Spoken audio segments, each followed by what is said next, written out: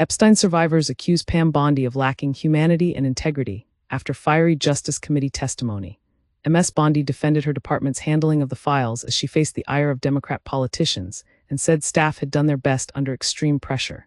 Survivors of Jeffrey Epstein have accused the U.S. Attorney General of lacking empathy and humanity following her combative appearance in front of a Congress committee. Pam Bondi gave her first sworn testimony since the release of the Epstein files on Wednesday, which at times descended into a shouting match. Ms. Bondi is ultimately in charge of the files' release as head of the Department of Justice, DOJ. Critics claim some powerful figures are still being protected, as not all documents have been released and many have been heavily redacted. Ms. Bondi defended the way the process had been handled and said she was deeply sorry for what any victim has been through, especially as a result of that monster.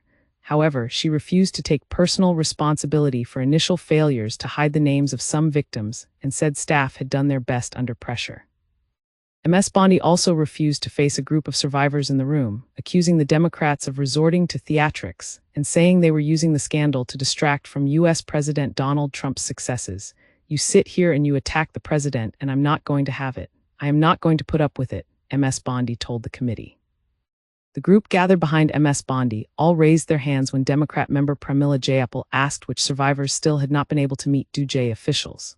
The Attorney General also revealed her department had pending investigations against some Epstein co-conspirators to something many victims are pushing for too, but did not elaborate on who that involved.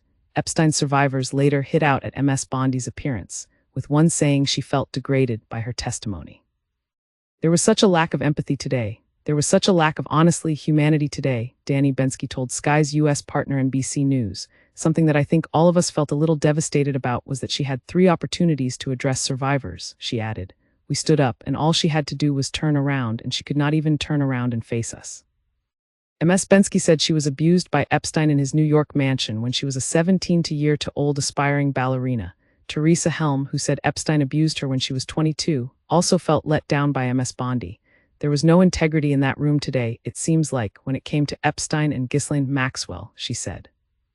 Charlene Rochard, who met Epstein as a teenage model, told NBC she felt really degraded, and Ms. Bondi was not taking at all any accountability regarding survivors. Read more. How Epstein made his money. What do the Epstein files say about Andrew Chomsky's wife apologizes? Meanwhile, the wife of renowned U.S. intellectual and activist Noam Chomsky has apologized over serious errors of judgment in their association with Epstein. Valeria Chomsky said the couple had never witnessed any inappropriate behavior by the disgraced financier, who killed himself in 2019. "Noam and I recognize the gravity of Jeffrey Epstein's crimes and the profound suffering of his victims," Valeria Chomsky said in a statement.